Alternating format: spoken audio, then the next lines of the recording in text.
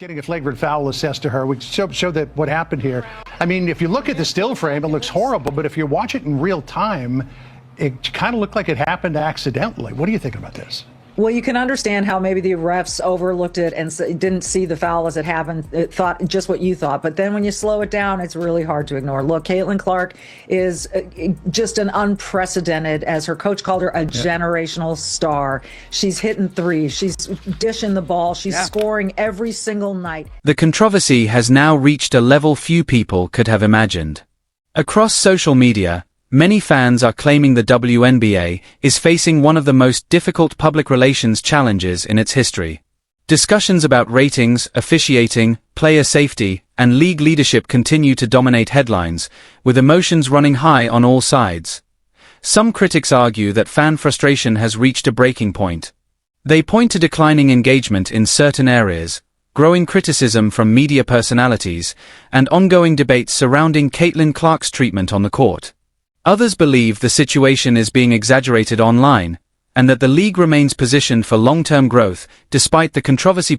One of the most talked-about elements of the debate involves rumors and reports circulating across social media. Claims about leaked information, internal discussions, and behind-the-scenes tensions have spread rapidly, though many of these allegations remain unverified. Nevertheless, they have fueled even more speculation among fans and commentators. Adding to the attention, Stephen A. Smith and other media figures have publicly criticized the league's handling of several recent incidents. Their comments have amplified the conversation, turning what began as a basketball controversy into a broader discussion about leadership, accountability, and the future direction of the WNBA. The center of it all remains Caitlin Clark. Known for staying focused on basketball and avoiding public disputes, she has become the focal point of countless debates about officiating, player protection, and league growth. Reports, rumors, and fan theories continue to circulate regarding her feelings about the situation, although much of the speculation remains unconfirmed. What started as a controversial game has now evolved into one of the most widely discussed stories in sports.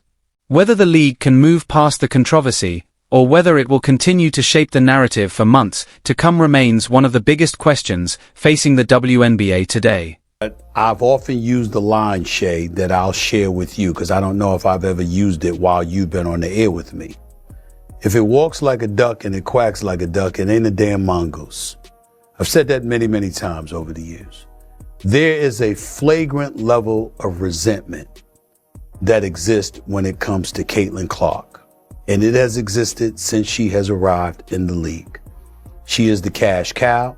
Just recently, a couple of days ago, I think, we saw her and another player, I think it was Elisa Boston or whatever, we saw them be the top two vote getters for the WNBA All-Star game so far. Every time you turn around, there seems to be something. What happened next stunned the sports community. According to online rumors, within hours of the game ending, anonymous accounts began sharing information that allegedly identified WNBA officials and referenced supposed internal communications. The claims spread rapidly across social media, creating an intense wave of speculation and debate. As the discussion gained momentum, fans started revisiting games from throughout the season. Many reviewed controversial calls, officiating decisions, and moments involving Caitlin Clark, attempting to determine whether there was any consistent pattern behind the rulings. Supporters of Clark argued that the growing collection of disputed calls raised serious questions about officiating standards. Others pushed back, insisting that isolated mistakes should not automatically be interpreted as evidence of bias. As a result, the debate quickly became one of the most talked-about topics in basketball circles. While fans were analyzing clips and discussing the controversy online, media personalities also entered the conversation. Among the most vocal was Stephen A. Smith, who delivered a sharp critique of the situation. Rather than focusing solely on individual referees, he expanded the discussion to include broader concerns about league leadership, accountability, and the overall direction of the WNBA. His comments added even more fuel to an already heated debate. By that point, the controversy had grown far beyond a single game or a single call. It had evolved into a larger conversation about transparency, officiating consistency, player treatment, and the future of the league itself. speak on the issue because they see more of it than I do. But with what I've seen, you are able to say 1 + 1 = 2. And there's been a level of resentment that has existed where I believe there's been a failure on the part of some people to appreciate the mantra of a rising tide lifts all boats. Ride this cash cow till the wheels come off. They did it in the NBA with Magic Johnson. They did it ultimately with Michael Jordan.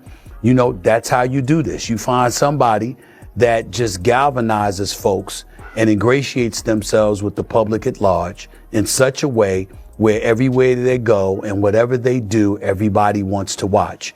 You don't resent that. You feed off of it to build your own. And I think that WNBA as a whole, that women's basketball as a whole, and some, not most, not all, but some WNBA players need to appreciate that and gravitate to that and grab hold of that and ride that wave to your own ascension, as opposed to resenting it and showcasing it the second you get an opportunity to, whenever Caitlin Clark is in your vicinity. That would be my advice. That's all I could say about that. I didn't love that this happened not once but twice yesterday, where there was basically a no call. I thought Stephanie White did the right thing. She should have gone off. She needs to protect her superstar. That's her right. Completely. Absolutely. I also do think the league should probably review this. I don't have information on if they have started that process or not, but I think that maybe would be. Many critics argued that the situation represented a failure of fairness and accountability. They believed the league was not doing enough to protect one of its most influential stars, a player widely credited with bringing new fans, increased revenue, and unprecedented attention to the sport. Some commentators were especially vocal. Among them was Stephen A. Smith, who strongly criticized the league's handling of the controversy. He argued that league officials should be held accountable and called for a thorough review of the decisions that led to the growing public backlash. According to critics, the league appeared more focused on defending its existing culture than addressing concerns raised by fans. They warned that failing to act decisively could damage public trust and undermine the momentum women's basketball has worked so hard to build. As the debate intensified, social media became the center of the conversation. Platforms such as X, TikTok, Reddit, and Instagram were flooded with reactions from fans expressing frustration, demanding accountability, and calling for significant changes. Some supporters even discussed boycotting games or reducing their engagement with the league until they felt their concerns were addressed. Whether those efforts had a measurable impact remains a subject of debate, but there is no question that the controversy generated one of the largest fan reactions the WNBA has seen in recent years. The broader issue now extends beyond any single game or decision. It has become a conversation about leadership, officiating, player safety, and the future direction of the league.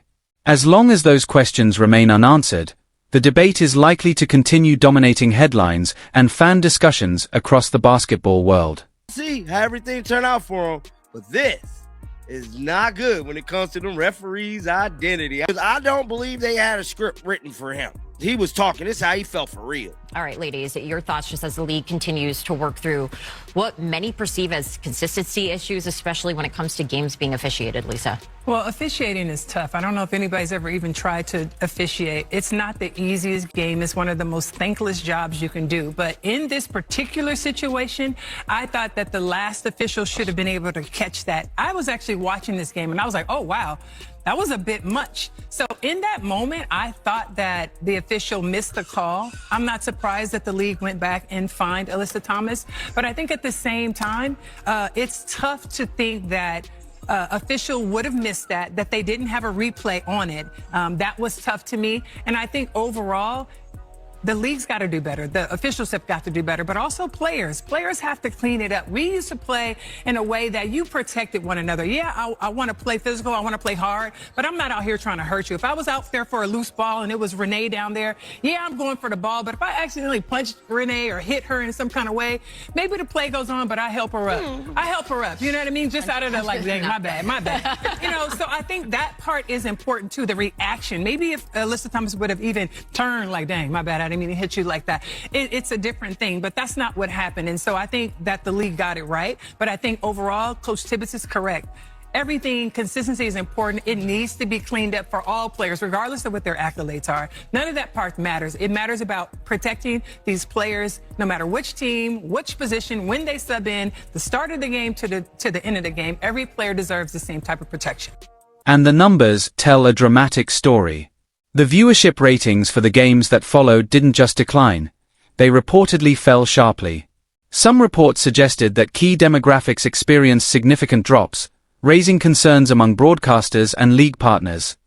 Advertisers, who had invested heavily to benefit from the so-called Caitlin Clark effect, were suddenly demanding answers. According to reports, sponsors began contacting league officials, expressing concern about the league's direction and the potential impact on their investments. As a result, many observers started warning about serious financial consequences.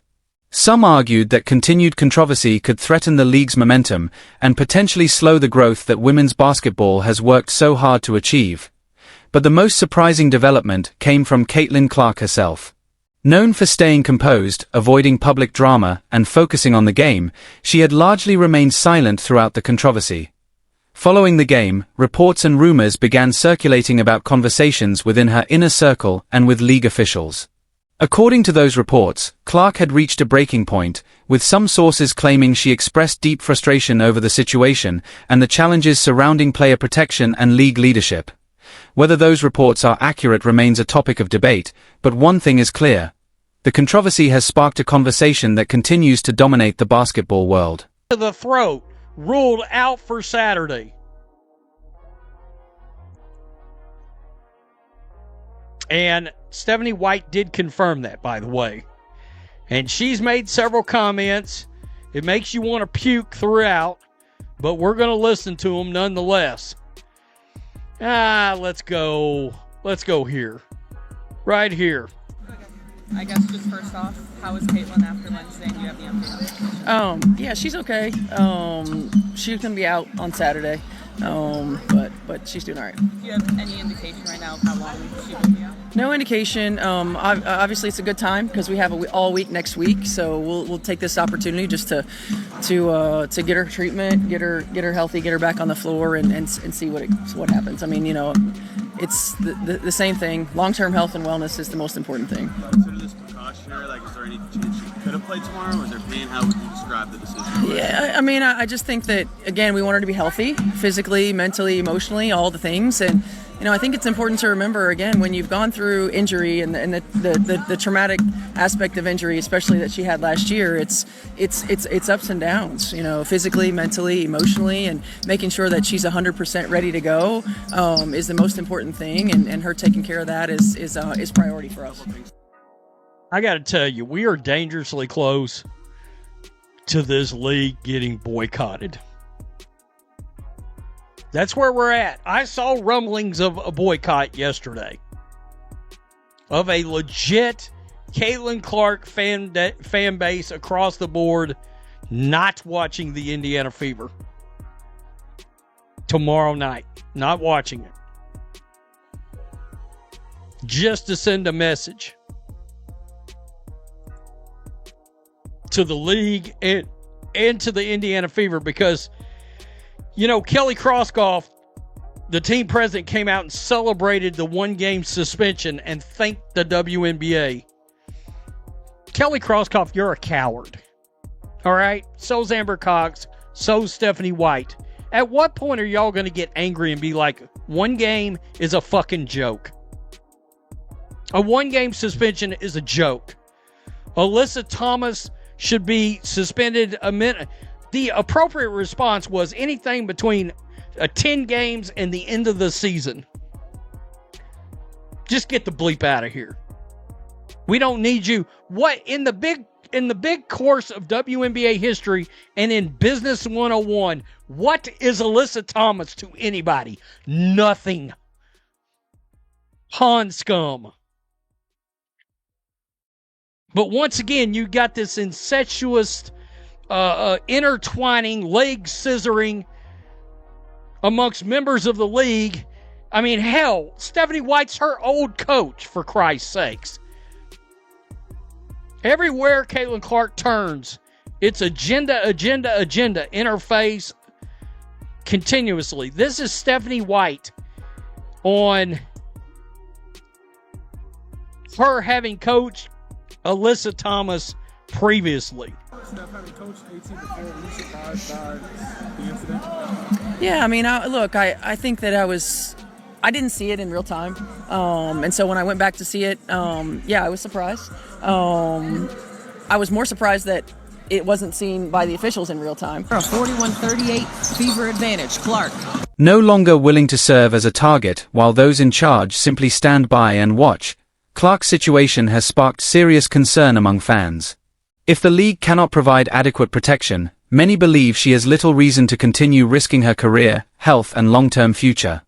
Speculation is already growing that she could choose to sit out the remainder of the season or even consider opportunities overseas, where some believe player safety standards are enforced more consistently. Without Caitlin Clark, the WNBA could lose a significant source of momentum. Television ratings, sold-out arenas, increased fan engagement, and growing national attention have all been closely linked to her impact on the league. Many fans feel the league underestimated the challenges that come with managing such a high-profile star. They argue that allowing ongoing controversies involving players, officials, and league leadership has created unnecessary tension at a time when the sport is experiencing unprecedented growth. What do you think? Have the officials crossed the line, and should league leadership be held accountable? Share your thoughts in the comments below, because the debate is already heating up. Don't forget to hit the like button, subscribe, and turn on notifications for the latest breaking sports updates. We'll see you in the next one.